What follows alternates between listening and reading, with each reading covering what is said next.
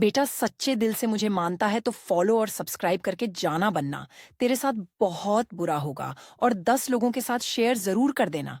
आज जो भी लोग मेरा पूरा वीडियो देखकर जाएंगे वह सारे करोड़पति बनेंगे। यह मेरा आशीर्वाद है। तू विश्वास कर या ना कर, लेकिन यह सच होकर रहेगा बेटा। मैसेज फ्रॉम माँ काली। यदि आपने इस संदेश को चुना है तो इसका अर्थ है माँ काली की कृपा दृष्टि आप पर पड़ने वाली है। माँ काली आपसे कहना चाहती है, मेरे बच्चे पिछले कई वर्ष जो तुम्हें लगता है तुमने बर्बाद कर दिए हैं, अब वही तुम्हारे जीवन में खुशियों के रंग भरेंगे। मेरे बच्चे, तुमने ने जो भी काम किया पूरी निष्ठा पूरी ईमानदारी से किया। मैं इस बात से ज्ञात हूं कि तुम्हें अब तक तुम्हारी मेहनत का उचित फल नहीं मिला, इसलिए तुम अब उम्मीदें खो चुके हो।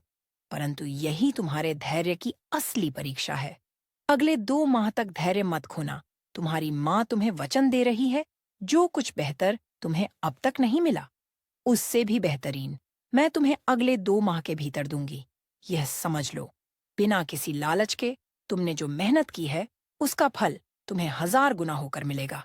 मेरे बच्चे, ऐसा कोई क्षण नहीं जब तुम मेरी दृष्टि से ओझल हो। तुमने जो भी कर्म किया वह मैंने देखा, फिर चाहे वह किसी असहाय की सहायता करना हो, किसी पशु को भोजन खिलाना हो या किसी निर्बल की सेवा करना हो। तुम्हारे मन में यह प्रश्न कई बार उठते हैं कि इतने सत्कर्मों के बाद भी मेरी दशा इतनी खराब क्यों है। मेरे बच्चे, कर्म कभी निष्फल नहीं होते।